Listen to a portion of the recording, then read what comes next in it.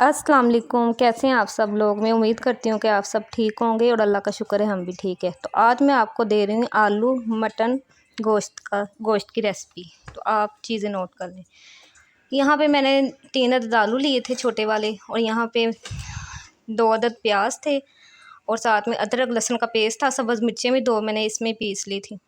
साथ में लाल मिर्च का पाउडर था, वो था कौरमा मसाला था, साथ में गरम मसाला था, साथ में नमक, हल्दी, सूखा धनिया, साथ में 3-4 लौंगे, 3-4 काली मिर्च और 1 दालचीनी का टुकड़ा, टमाटर का पेस्ट था साथ, और साथ मटन का गोश्त था। तो यहाँ पे मैं कुकर में बनाऊँगी।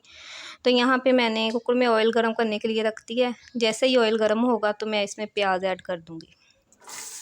तो यहाँ पे मैं इसको प्याज को ऐड करके अच्छी तरह इसको फ्राई करूँगी। ज़्यादा डार्क कलर नहीं दूँगी, क्योंकि फिर शोरबे का कलर डार्क सा आता है, वो अच्छा नहीं लगता।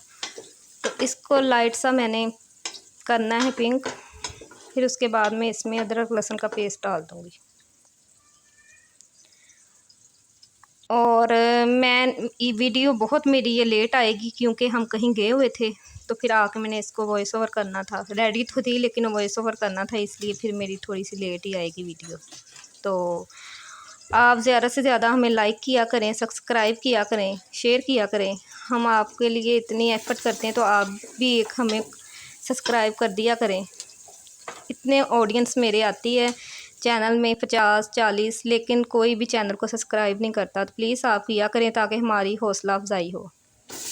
पहले प्याज को मैंने फ्राई करके अदरक लहसुन बाद में डाला था। इसमें मैंने गोश्त डाला था। गोश्त को मैंने अच्छी तरह फ्राई करना था। जब इसका कलर वाइट सा निकल आएगा, अच्छी तरह ये भुन जाएगा, तो फिर मैं इसमें डालूँगी अदरक लहसुन का पेस्ट। तो इस तरह बहुत इजी और बहुत मज़े का बनता है। तो आप भी इस तरह बना के देखिएगा। अब इसका कलर जब ये देखें कितना अच्छा सा आ गया, ये देखिए अच्छा सा इसको मैंने फ्राई कर लिया इसमें। तो जब फ्राई किया हुआ गोश्त की हांडी बहुत मज़े की बनती है। ये देखें ये कलर आ गया इसका, वाइट वाइट सा हो गया। अब इसमें मैं डालूँगी अदरक लहसुन का पेस्ट। इसमें है 2 अदद सब्ज़ मिर्चों का पेस्ट, मैंने इसमें ही ऐड कर दिया था।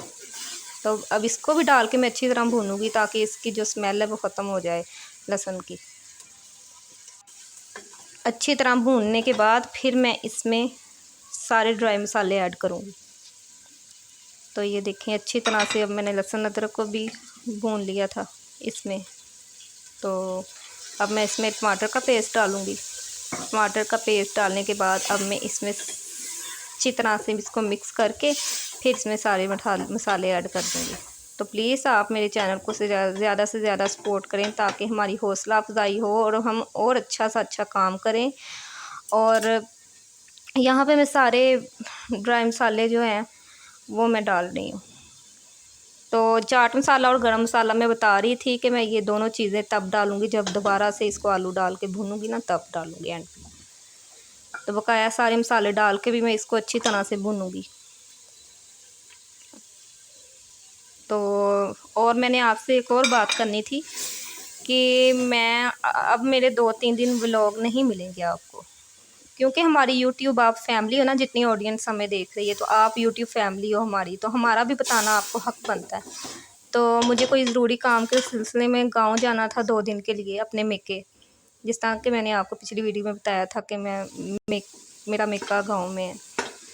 तो यहाँ पे देखें अच्छी तरह से मसाला भुन गया था। तो बात मैं वहाँ से शुरू करती हूँ कि 2-3 दिन व्लॉग नहीं आएंगे मेरे। तो फिर उसके बाद इंशाल्लाह ताला वहाँ से भी अगर मैं जो वीडियो बना के लाऊंगी फिर वो आपके साथ शेयर करूँगी।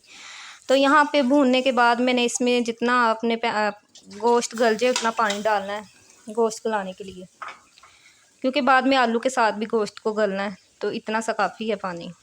तो अब मैं इसको वेट लगा दूँगी।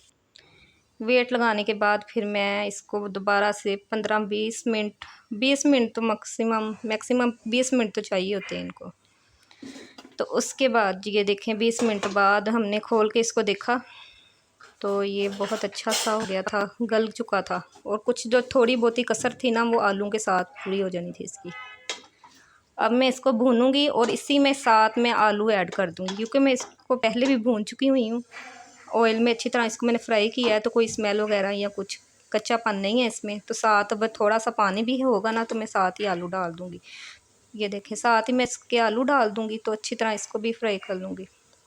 अच्छी तरह इसको भी आलूओं को मसाले में भून के फिर मैं उतना पानी डालूँगी जितना हमें जिसमें ये गल जाए, और जितना हमें शोरबा रखना हो उस मुताबिक आप ही पानी डाल लीजिएगा। मुझे थोड़ा शोरबा ज़्यादा हम पतला नहीं बनाएंगे, ग्रेवी इसकी ज़रा थिन सी होगी, ज़्यादा हम पतली नहीं बनाएंगे, तो इसलिए पानी मैं ज़्यादा नहीं ऐड करूँगी। ये देखें अब मैंने जो चाट मसाला था वो भी ऐड कर दिया था। चाट मसाला नहीं, कौरमा मसाला। तो कौरमा मसाला मैं इतना ऐड नहीं करती, सिर्फ खुशबू के लिए थोड़ा सा ऐड करती हूँ।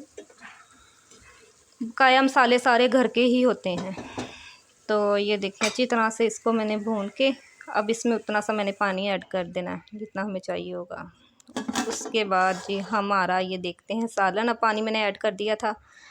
तो ये अब हमारा हो गया है सालन तैयार, मज़ेदार सा आलू गोश्त का सालन। तो आप भी मेरे स्टाइल से बनाइएगा और मुझे बताइएगा, कमेंट्स बॉक्स में अच्छे से कमेंट कीजिएगा कि कैसा बना है। इसी के साथ आप अपने प्यारों का ख्याल रखें और हमें भी दुआओं में याद रखें। और ये देखें कितनी अच्छी अल्लाह लुक आई है हाफिज़। इसकी।